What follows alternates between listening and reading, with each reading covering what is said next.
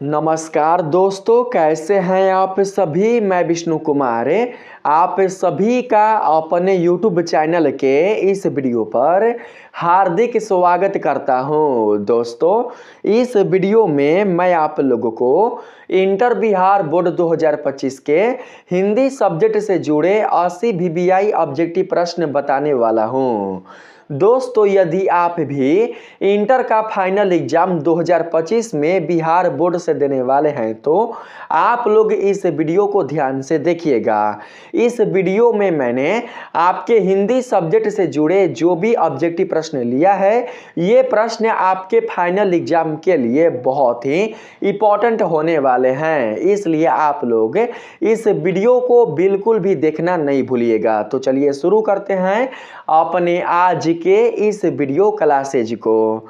दोस्तों, यहाँ पर पहला सवाल है, जे कृष्णमूर्ति के पिता का नाम क्या था। आप सभी को बताना है कि जे कृष्णमूर्ति के पिता का नाम क्या था। तो दोस्तों, यहाँ पर पहला का करेक्ट आंसर होगा Narayana Jiddu. Option number A पहला का सही आंसर होगा, इसलिए ऑप्शन नंबर ए को सेलेक्ट कर लेंगे। चलते हैं 2 नंबर सवाल में। यहाँ पर पूछा गया है, शिक्षा हिंदी साहित्य में किस विधा के अंतर्गत है। शिक्षा हिंदी साहित्य में किस विधा के अंतर्गत है, आपको उस विधा का नाम बताना है। तो दोस्तों, यहाँ पर 2 का सही आंसर होगा संभाषण, इसलिए आप लोग संभाषण ही याद रखिएगा। ठीक है, 2 का सही आंसर ऑप्शन नंबर ए होगा। 3 नंबर सवाल में कहा गया है, त्रिक्ष क्या होता है। त्रिक्ष क्या होता है दोस्तों, त्रिक्ष होता है विषखापर। ऑप्शन नंबर डी आपका सही आंसर होगा। ठीक है, यहाँ पर 4 नंबर सवाल में कहा गया है, त्रिक्ष शीर्षक पाठ में लेखक के पिताजी कितने साल के हैं।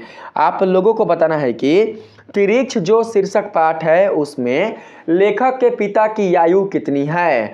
तो दोस्तों, यहाँ पर 4 का सही आंसर होगा 55 साल।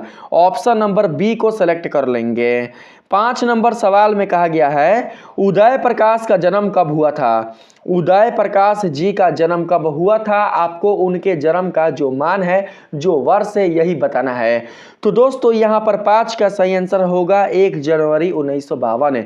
1 जनवरी 1952 ईस्वी को उदय प्रकाश का जन्म हुआ था, इसलिए सही आंसर ऑप्शन नंबर ए होगा।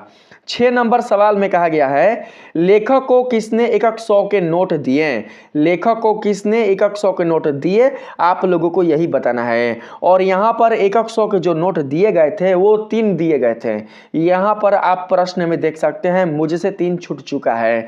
बोला गया है, लेखक को किसने 100 के 3 नोट दिए। तो दोस्तों, आपको उनका नाम बताना है। ठीक है, तो यहाँ पर 6 का सही आंसर होगा डॉक्टर पंत ने। डॉक्टर पंत ने ही लेखक को 100 के 3 नोट दिए थे, इसलिए सही आंसर ऑप्शन नंबर डी होगा। 7 नंबर सवाल में कहा गया है, मलयज छात्र जीवन में किस रोग से ग्रसित हैं। मलयज छात्र जीवन में किस रोग से ग्रसित हैं, आपको उस रोग का नाम बताना है। तो दोस्तों, यहाँ पर सही आंसर होगा क्षय रोग। ठीक है, मलयज अपने छात्र जीवन में क्षय रोग से ग्रसित हैं, इसलिए सही आंसर ऑप्शन नंबर सी होगा। 8 नंबर सवाल में कहा गया है, मलयज के पिता का नाम क्या था। मलयज के पिता का नाम क्या था। तो दोस्तों, यहाँ पर सही आंसर होगा त्रिलोकीनाथ वर्मा। मलयज के पिता का नाम त्रिलोकीनाथ वर्मा था, इसलिए सही आंसर ऑप्शन नंबर बी होगा। 9 नंबर सवाल में पूछा गया है आप लोगों से, 1995 ईस्वी में परिवेश सम्मान किसे प्राप्त हुआ। आप लोगों को बताना है कि 1995 ईस्वी में परिवेश सम्मान किसे प्राप्त हुआ था। तो दोस्तों, यहाँ पर 9 का सही आंसर हो जाएगा option number D, Om Prakash Valmiki. Om Prakash Valmiki को ही 1995 ईस्वी में परिवेश सम्मान प्राप्त हुआ था, इसलिए सही आंसर ऑप्शन नंबर डी होगा। 10 नंबर सवाल में चलते हैं। यहाँ पर पूछा गया है दोस्तों, रचने और भोगने का रिश्ता कैसा होता है। रचने और भोगने का रिश्ता कैसा होता है, आपको यही बताना है। तो दोस्तों, इसका सही आंसर होगा दो धनात्मक है। क्या होगा, दो धनात्मक है। ऑप्शन नंबर ए 10 का सही आंसर होगा। 11 नंबर सवाल में चलते हैं। इसमें पूछा गया है मलयज का मूल नाम था, मलयज का मूल नाम क्या था, आपको उनका मूल नाम बताना है। तो यहाँ पर 11 का सही आंसर होगा भरत जी श्रीवास्तव। मलयज का मूल नाम भरत जी श्रीवास्तव था, इसलिए सही आंसर ऑप्शन नंबर बी होगा। 12 नंबर सवाल में कहा गया दोस्तों मलयज का जन्म कब हुआ था, मलयज जी का जन्म कब हुआ था, आप लोग बताइए जल्दी जल्दी। मलयज का जन्म हुआ था 1935 ईस्वी में, इसलिए यहाँ पर सही आंसर ऑप्शन नंबर ए होगा। ठीक है, ऑप्शन नंबर ए कहाँ चला गया दोस्तों, यहाँ पर आप लोग देख सकते हैं ऑप्शन नंबर एक था यहाँ पर, हाँ 1935 ईस्वी में हुआ था। यहाँ पर बात करते हैं 13 नंबर में, सुरक्षा कहाँ हो सकती है, सुरक्षा कहाँ हो सकती है, सुरक्षा हो सकती है चुनौती को झेलने में, ना ही सुरक्षा हो सकती है घर के भीतर, ना ही सुरक्षा हो सकती है अंधेरे में, और ना ही सुरक्षा हो सकती है पलायन में, यानी कि भाग जाने में। सुरक्षा कहाँ हो सकती है, सुरक्षा हो सकती है चुनौती को झेलने में, इसलिए सही आंसर ऑप्शन नंबर डी होगा। 14 नंबर सवाल है आपके सामने, ओम प्रकाश वाल्मीकि का जन्म कब हुआ था, ओम प्रकाश वाल्मीकि जी का जन्म कब हुआ था। तो दोस्तों इसका सही आंसर होगा 30 जून 1950। 30 जून 1950 ईस्वी को ओम प्रकाश वाल्मीकि जी का जन्म हुआ था, इसलिए सही आंसर ऑप्शन नंबर ए होगा।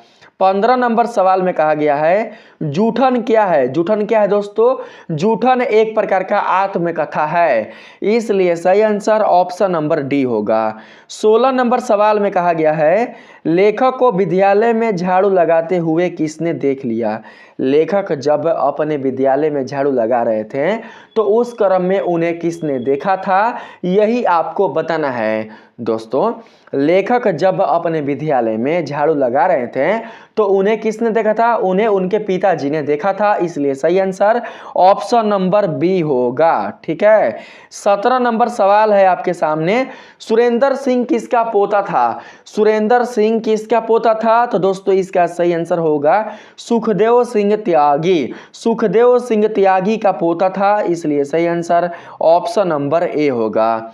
18 नंबर सवाल आपके सामने आ चुका है। यहाँ पर पूछा गया दोस्तों ओम प्रकाश वाल्मीकि को प्यार से मुंशी जी कौन कहता था, ओम प्रकाश वाल्मीकि को प्यार से मुंशी जी कौन कहता था, आपको उस पात्र का नाम बताना है। तो दोस्तों इसका सही आंसर होगा पिताजी, पिताजी ही ओम प्रकाश वाल्मीकि को प्यार से मुंशी जी कहा करते थे, इसलिए सही आंसर ऑप्शन नंबर सी होगा। ई ना कि हेडमास्टर मार देना। ठीक है, यहाँ पर 19 नंबर सवाल में कहा गया है ओम प्रकाश वाल्मीकि की कौन सी रचना है, ओम प्रकाश वाल्मीकि की जो रचना है वो है क्या। तो दोस्तों इसका सही आंसर होगा जूठन, ऑप्शन नंबर बी 19 का सही आंसर होगा। 20 नंबर सवाल में कहा गया है नामवर सिंह को साहित्य अकादमी पुरस्कार कब प्राप्त हुआ। दोस्तों आप लोग यहाँ पर ऑप्शन देख सकते हैं, नामवर सिंह को साहित्य अकादमी पुरस्कार कब प्राप्त हुआ था, आपको उस वर्ष का जो मान है वो बताना है। तो दोस्तों यहाँ पर 20 का करेक्ट आंसर हो जाएगा 1971। 1971 ईस्वी में नामवर सिंह को साहित्य अकादमी पुरस्कार प्राप्त हुआ था, इसलिए सही आंसर ऑप्शन नंबर बी होगा। 21 नंबर सवाल है आपके सामने, कविता के नए प्रतिमान के लेखक हैं, कविता के नए प्रतिमान के लेखक कौन है, जल्दी जल्दी आप लोग बताइए।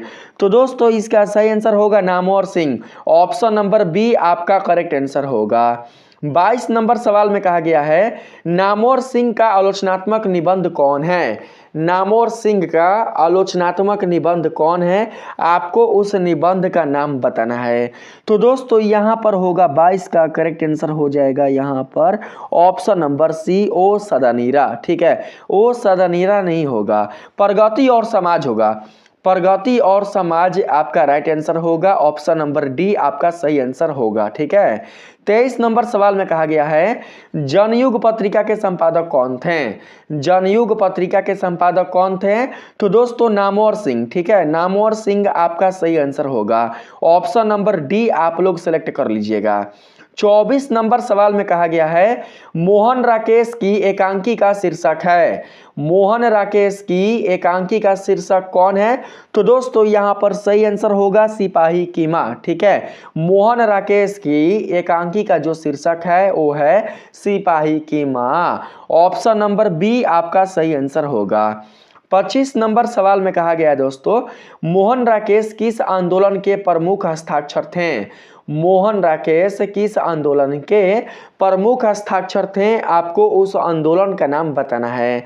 तो दोस्तों यहाँ पर सही आंसर होगा नई कहानी आंदोलन के। Option number A correct answer होगा। यहाँ पर 26 नंबर सवाल में कहा गया है मोहन राकेश किस पत्रिका के संपादक रहे? तो दोस्तों यहाँ पर सही आंसर होगा सारिका। सारिका पत्रिका के संपादक रहे, इसलिए सही आंसर ऑप्शन नंबर ए होगा। 27 नंबर सवाल में कहा गया दोस्तों मोहन राकेश रचित नाटक संग्रह है। मोहन राकेश रचित नाटक संग्रह कौन है? आपको उसका नाम बताना है। 27 का यहाँ पर सही आंसर होगा आषाढ़ का एक दिन। ऑप्शन नंबर डी आपका सही आंसर होगा। ठीक है, 28 नंबर सवाल में कहा गया है मानक बिस्नी से दूध की जगह पर क्या मांगता है? मानक बिस्नी से दूध की जगह क्या मांगता है? आपको उसका नाम बताना है। तो दोस्तों इसका सही आंसर होगा पानी।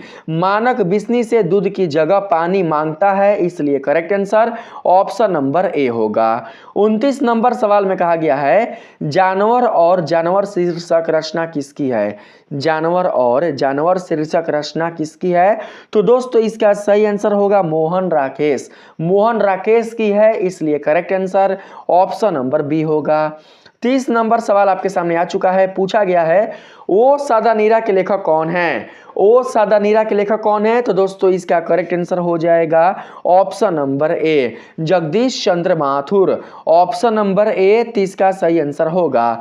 31 नंबर सवाल में कहा गया है गांधी जी चंपारण में कब आए? गांधी जी चंपारण में कब आए थे? तो दोस्तों 31 का सही आंसर हो जाएगा अप्रैल 1917। अप्रैल 1917 ईस्वी में गांधी जी चंपारण में आए थे, इसलिए आप लोग याद रखिएगा अप्रैल 1917। 32 नंबर सवाल में कहा गया है माथुर जी किस राज्य के शिक्षा सचिव नियुक्त हुए? माथुर जी किस राज्य के शिक्षा सचिव नियुक्त हुए? आप लोगों को उस राज्य का नाम बताना है।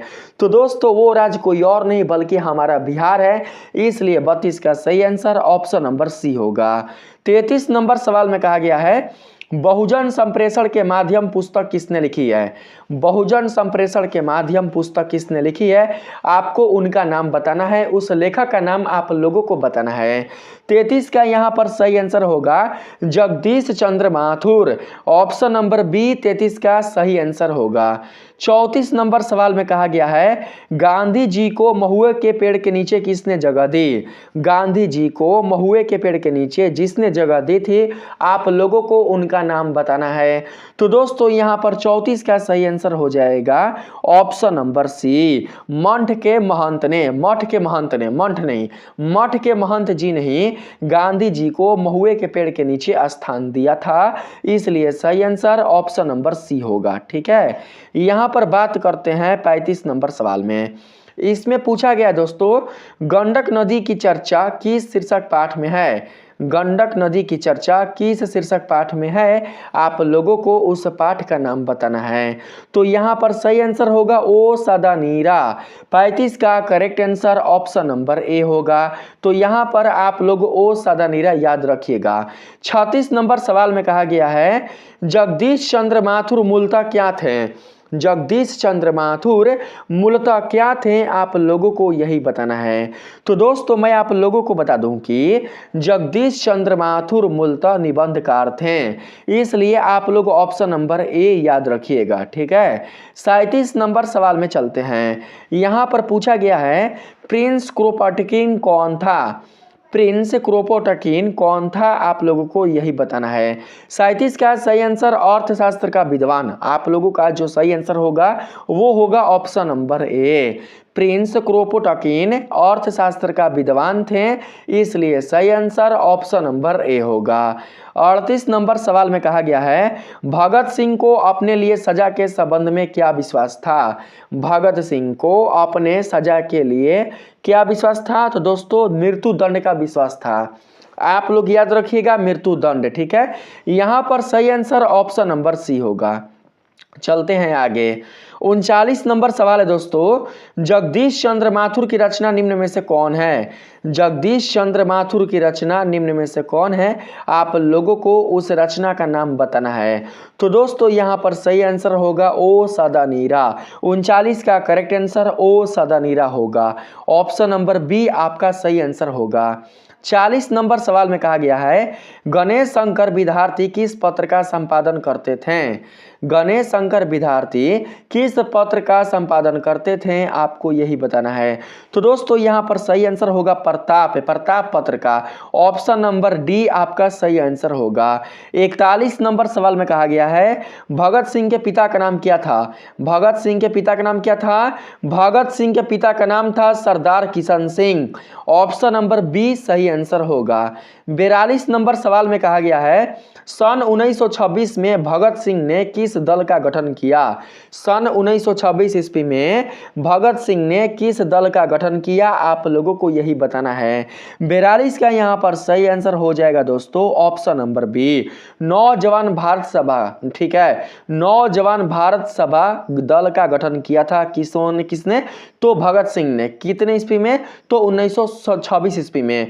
यहां पर ऑप्शन नंबर बी आपका सही आंसर होगा। 43 नंबर सवाल में कहा गया है एक लेख और एक पत्र में भगत सिंह ने किसको पत्र लिखा है। एक लेख और एक पत्र में भगत सिंह ने जिसको भी पत्र लिखा है, आप लोगों को उनका नाम बताना है। 43 का यहां पर सही आंसर होगा सुखदेव जी को पत्र लिखा है, इसलिए correct answer option number A होगा। यहां पर 44 नंबर सवाल में कहा गया दोस्तों भगत सिंह की रचना निम्न में से कौन है। भगत सिंह की रचना निम्न में से कौन है, आप लोग जल्दी जल्दी बताइए। 44 का सही आंसर होगा एक लेख और एक पत्र। ऑप्शन नंबर बी सही आंसर होगा। 45 नंबर सवाल में कहा गया है तार सप्तक का संपादक कौन है। तार सप्तक का संपादन कौन है, तो दोस्तों यहां पर सही आंसर होगा 45 का option number D Sachchidanand Hiranand Vatsyayan Agyeya. Option number D को सिलेक्ट कर लेंगे। यहां पर 46 नंबर सवाल में कहा गया है रोज शीर्षक कहानी के लेखक कौन है। रोज शीर्षक कहानी के लेखक कौन है, तो दोस्तों यहां पर सही आंसर होगा आज्ञाएं।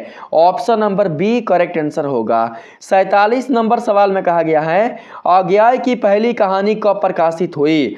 आज्ञाएं जी की पहली कहानी कब प्रकाशित हुई, आप लोगों को उस वर्ष का जो मान है वो बताना है। तो दोस्तों सही आंसर होगा 1920 ईस्वी में आज्ञाएं की पहली कहानी प्रकाशित हुई थी, इसलिए 47 का करेक्ट आंसर होगा ऑप्शन नंबर ए। 48 नंबर सवाल में कहा गया है यहां पर आप लोग देख सकते हैं 48 नंबर सवाल में आज्ञाएं की पहली कहानी कब प्रकाशित हुई, तो दोस्तों वही प्रश्न है, रिपीट हो चुका है, ठीक है। यहां पर 49 नंबर सवाल में चलने का प्रयास करते हैं। मालती के पति किस बीमारी का ऑपरेशन करके आए थे। मालती के जो पति थे उन्होंने किस बीमारी का ऑपरेशन करवाया था, कौन से बीमारी का ऑपरेशन करवा के वो मालती के पास आए थे, यही आपको बताना है। तो दोस्तों यहां पर सही आंसर होगा गैंग्रीन। ऑप्शन नंबर सी सही आंसर होगा, ठीक है। 50 नंबर सवाल में कहा गया है आज्ञाएं मूलतः क्या हैं। आज्ञाएं मूलतः क्या हैं, तो दोस्तों यहां पर सही आंसर होगा कहानीकार। आज्ञाएं मूलतः एक कहानीकार है, इसलिए correct answer option number C होगा। 51 नंबर सवाल में पूछा गया है मालती के बच्चे का नाम क्या है। मालती के बच्चे का नाम क्या है दोस्तों, मालती के बच्चे का नाम है टीटी। ऑप्शन नंबर ए आपका करेक्ट आंसर होगा। 52 नंबर सवाल में कहा गया है प्रेमचंद थे। प्रेमचंद क्या थे, तो दोस्तों प्रेमचंद थे कथाकार। ऑप्शन नंबर बी 52 का सही आंसर होगा। 53 नंबर सवाल में कहा गया है दोस्तों अर्धनारीश्वर कल्पित रूप है। अर्धनारीश्वर कल्पित रूप है किनका, तो दोस्तों शिव और पार्वती जी का, इसलिए ऑप्शन नंबर ए 53 का सही आंसर होगा। 54 नंबर सवाल में कहा गया है दोस्तों यहाँ पर, निम्नलिखित में कौन सी रचना दिनकर जी की नहीं है। निम्नलिखित में कौन सी ऐसी रचना है जो कि दिनकर जी की नहीं है, आप लोगों को यही बताना है। तो यहाँ पर सही आंसर होगा जूठन, ऑप्शन नंबर सी आपका करेक्ट आंसर होगा। 55 नंबर सवाल में कहा गया है, निम्न में रामधारी सिंह दिनकर की रचना कौन है। निम्न में से रामधारी सिंह दिनकर की रचना कौन सा है, आपको उस रचना का नाम बताना है। तो यहाँ पर सही आंसर होगा उर्वशी। ठीक है, उर्वशी शीर्षक की ही रचना करने वाले कौन थे, तो दोस्तों रामधारी सिंह दिनकर थे। उनके द्वारा ही यह पाठ लिखा गया है, इस पाठ का रचना हुआ है, इसलिए सही आंसर ऑप्शन नंबर सी होगा। 56 नंबर सवाल में कहा गया है, अर्धनारीश्वर का किस विधा से संबंध है। अर्धनारीश्वर का किस विधा से संबंध है, तो दोस्तों यहाँ पर सही आंसर होगा निबंध। निबंध से ही दोस्तों संबंध है, इसलिए सही आंसर ऑप्शन नंबर ए होगा। 57 नंबर सवाल में कहा गया है, दिनकर जी की पहली कविता किस पत्रिका में प्रकाशित हुई। दिनकर जी की जो पहली कविता थी वो किस पत्रिका में प्रकाशित हुई थी, आप लोगों को उस पत्रिका का नाम बताना है। तो यहाँ पर 57 का सही आंसर होगा छात्र सहोदर, ऑप्शन नंबर ए 57 का करेक्ट आंसर होगा। 58 नंबर सवाल में कहा गया है, दिनकर जी को निम्न में से कौन सा पुरस्कार दिया गया था। दिनकर जी को निम्न में से कौन सा पुरस्कार दिया गया था, आप लोगों को उस पुरस्कार का नाम बताना है। तो यहाँ पर सही आंसर हो जाएगा दोस्तों Padma Bhushan, option number B आपका सही जवाब होगा। आप लोग याद रखिएगा, दिनकर जी को पद्म भूषण पुरस्कार दिया गया था। ठीक है, यहाँ पर 59 नंबर सवाल में कहा गया है, दिनकर जी का जन्म बिहार के किस जिले में हुआ था। दिनकर जी का जन्म बिहार के किस जिले में हुआ था, तो दोस्तों सही आंसर होगा बेगूसराय। दिनकर जी का जन्म बिहार के बेगूसराय जिले में हुआ था, इसलिए आप लोग यहां पर ऑप्शन नंबर बी को याद रखिएगा। ठीक है, 60 नंबर सवाल में कहा गया है, प्रजा सोशलिस्ट पार्टी का गठन कब हुआ था। प्रजा सोशलिस्ट पार्टी का गठन कब हुआ था, जल्दी जल्दी आप लोग बताइए। इसका सही आंसर होगा 1952। ठीक है, यदि आप लोगों ने 1952 बताया होगा तो आपका करेक्ट आंसर है 1952 ही, ऑप्शन नंबर ए सही आंसर होगा। 61 नंबर सवाल में कहा गया है, जयप्रकाश नारायण ने किस साल छात्र आंदोलन का नेतृत्व किया था। आप लोग बताइए जल्दी जल्दी, जयप्रकाश नारायण जी ने किस वर्ष छात्र आंदोलन का नेतृत्व किया था। तो दोस्तों यहाँ पर 61 का सही आंसर हो जाएगा 1974। 1974 ईस्वी में ही जयप्रकाश नारायण ने छात्र आंदोलन का नेतृत्व किया था। जिन बच्चों ने 1974 बताया है उनका सही आंसर होगा ऑप्शन नंबर सी आपका करेक्ट आंसर होगा। 62 नंबर सवाल है आपके पास, संपूर्ण क्रांति क्या है। संपूर्ण क्रांति क्या है, संपूर्ण क्रांति एक भाषण है, इसलिए सही आंसर ऑप्शन नंबर बी होगा। 63 नंबर सवाल में कहा गया है दोस्तों, जयप्रकाश नारायण के अनुसार देश का भविष्य किसके हाथों में है। जयप्रकाश नारायण के अनुसार देश का भविष्य किसके हाथों में है, तो दोस्तों नई पीढ़ियों के हाथों में है। ठीक है, तो यहाँ पर सही आंसर ऑप्शन नंबर बी होगा। 64 नंबर सवाल है आपका, संपूर्ण क्रांति का नारा किसने दिया। संपूर्ण क्रांति का नारा देने वाले कौन थे, तो दोस्तों 64 का यहाँ पर सही आंसर होगा Jayaprakash Narayan, option number B को हम लोग सिलेक्ट कर लेंगे। 65 नंबर सवाल में कहा गया है, जयप्रकाश नारायण की रचना का नाम क्या है। जयप्रकाश नारायण की रचना का नाम क्या है, आप लोगों को उस रचना का नाम बताना है। तो यहाँ पर सही आंसर होगा संपूर्ण क्रांति। जिन बच्चों ने संपूर्ण क्रांति को बताया उनका सही आंसर होगा। ठीक है, तो यहाँ पर ऑप्शन नंबर सी सिलेक्ट कर लेते हैं। 66 नंबर सवाल आ चुका है आपके सामने, इसमें पूछा जा रहा है, शिक्षा प्राप्ति के लिए अमेरिका कौन गए थे। जल्दी जल्दी आप लोग बताइएगा, देखते हैं कितने बच्चे इसका सही जवाब दे पाते हैं। शिक्षा प्राप्ति के लिए अमेरिका कौन गए थे। दोस्तों शिक्षा प्राप्ति के लिए अमेरिका जो गए थे उनका नाम बताना है। तो दोस्तों इसका सही आंसर हो जाएगा option number D, Ramdhari Singh Dinkar.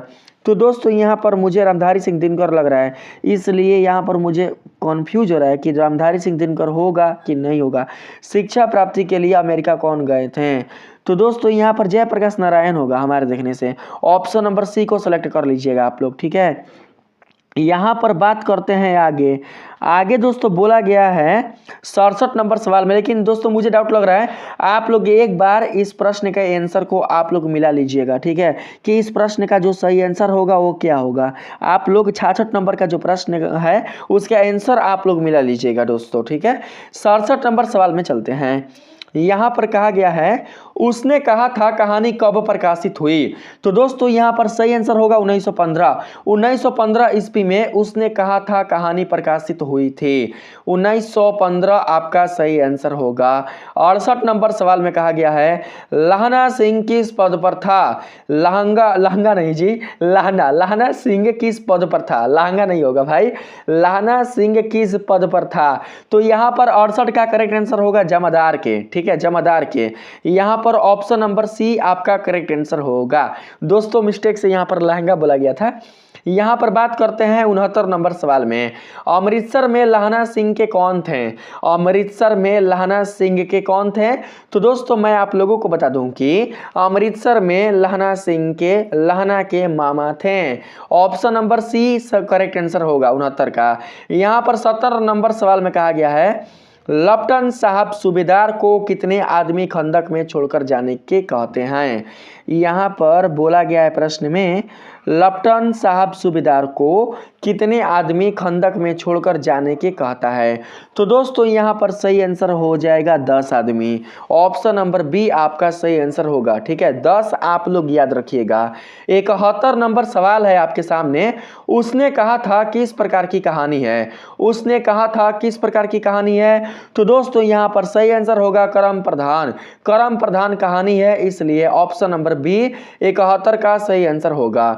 72 number सवाल में कहा गया है कुड़माई का क्या अर्थ होता है। कुड़माई का क्या अर्थ होता है। कुड़माई का अर्थ होता है मंगनी, ठीक है। यहाँ पर सही आंसर ऑप्शन नंबर ए को आप लोग सिलेक्ट कर लीजिएगा, इना की विवाह मार लीजिएगा, मंगनी आपका राइट आंसर होगा। 73 नंबर सवाल में कहा गया है सूबेदारिन किस कहानी की पात्रा है। जल्दी जल्दी आप लोग बताइए। सूबेदारनी सूबेदारनी सूबेदारनी किस कहानी की पात्रा है। सूबेदारी नहीं, सूबेदारनी किस कहानी की पात्रा है। तो दोस्तों इसका सही आंसर होगा उसने कहा था। उसने कहा था चैप्टर की पात्रा कौन है, तो सूबेदारनी है। ऑप्शन नंबर बी 73 का सही आंसर होगा। 74 नंबर सवाल में कहा गया है बालकृष्ण भट्ट का जन्म कब हुआ था। बालकृष्ण भट्ट का जन्म कब हुआ था। तो दोस्तों इसका सही आंसर होगा 23 जून 1844। 23 जून 1844 ईस्वी को बालकृष्ण भट्ट का जन्म हुआ था। ऑप्शन नंबर बी सही आंसर होगा। 75 नंबर सवाल में कहा गया है रॉबिन्सन क्रूसो को कब तक मनुष्य का मुख देखने को नहीं मिला। तो दोस्तों यहाँ पर 75 का सही आंसर होगा 16 वर्ष। 16 वर्षों तक रॉबिन्सन क्रूसो को मनुष्य का मुख देखने को नहीं मिला था। ऑप्शन नंबर सी सही आंसर होगा। 76 नंबर सवाल में कहा गया है एडिसन के अनुसार असल बातचीत कितने लोगों के बीच हो सकती है। 2 लोग तो ज्यादा है, ठीक है, बहुत सारे लोग तो खुद से ही बात करते हैं, लेकिन कम से कम 2 लोगों का होना बहुत ही जरूरी है। अगर आप खुद से ही बात कीजिएगा तो दोस्तों उसमें भी 2 लोग ही हैं, यानी कि आप बोल रहे हैं और अपने मन से बात कर रहे हैं, ठीक है, तो 2 लोग कम से कम होना चाहिए। ऑप्शन नंबर ए सही आंसर होगा 76 का। 77 नंबर सवाल में कहा गया है बातचीत से मन किस प्रकार का हो जाता है। बातचीत से मन किस प्रकार का हो जाता है, बताइए जी। बातचीत से मन किस प्रकार का हो जाता है। तो दोस्तों हल्का और स्वच्छ, ठीक है, यानी कि आपका जो मन होता है वो हल्का हो जाता है और साथ ही आपका मन स्वच्छ हो जाता है। ऑप्शन नंबर सी सही आंसर होगा। 78 नंबर सवाल में कहा गया है आर्ट ऑफ कन्वर्सेशन कहाँ के लोगों में सर्वाधिक प्रचलित है। तो दोस्तों यहाँ पर 78 का सही आंसर होगा यूरोप। यूरोप में बहुत ही ज्यादा प्रचलित है। Option number C correct answer होगा। 79 नंबर सवाल में कहा गया है बालकृष्ण भट्ट ने कौन सा मासिक पत्र निकाला था। बालकृष्ण भट्ट ने कौन सा मासिक पत्र निकाला था। तो दोस्तों यहां पर सही आंसर हो जाएगा Hindi Pradeep. Option number C correct answer होगा। 80 नंबर सवाल में कहा गया दोस्तों बालकृष्ण भट्ट किस युग के निबंधकार हैं। बालकृष्ण भट्ट किस युग के निबंधकार हैं, आप लोगों को उस युग का नाम बताना है। तो यहां पर सही आंसर होगा भारतेंदु युग। ऑप्शन नंबर सी 80 का करेक्ट आंसर होगा। 81 नंबर सवाल में कहा गया है बातचीत पाठ क्या है दोस्तों? एक प्रश्न रिपीट हो गया था, मैंने आप लोगों को पीछे बताया होगा, ठीक है। एक ही प्रश्न 2 बार रिपीट हो गया था, इसलिए यहाँ पर दोस्तों आप लोगों को 81 नंबर का प्रश्न दिखाई दे रहा है, लेकिन वास्तव में इस वीडियो में 80 प्रश्न ही हैं, ठीक है। यहाँ पर 81 नंबर सवाल में कहा गया है बातचीत पाठ क्या है। बातचीत पाठ दोस्तों एक प्रकार का एकांकी है, इसलिए सही आंसर हो जाएगा यहाँ पर ऑप्शन नंबर सी। एकांकी नहीं होगा, एकांकी होगा ना ना ना, ललित निबंध, ललित निबंध दोस्तों होगा।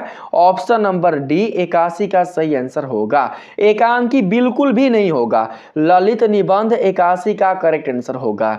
तो दोस्तों इस वीडियो में हम लोगों ने आपके हिंदी चैप्टर से संबंधित, हिंदी चैप्टर ही नहीं बल्कि हिंदी सब्जेक्ट से संबंधित, हिंदी बुक से संबंधित 80 VBI ऑब्जेक्टिव प्रश्नों का सॉल्यूशन कर लिया है।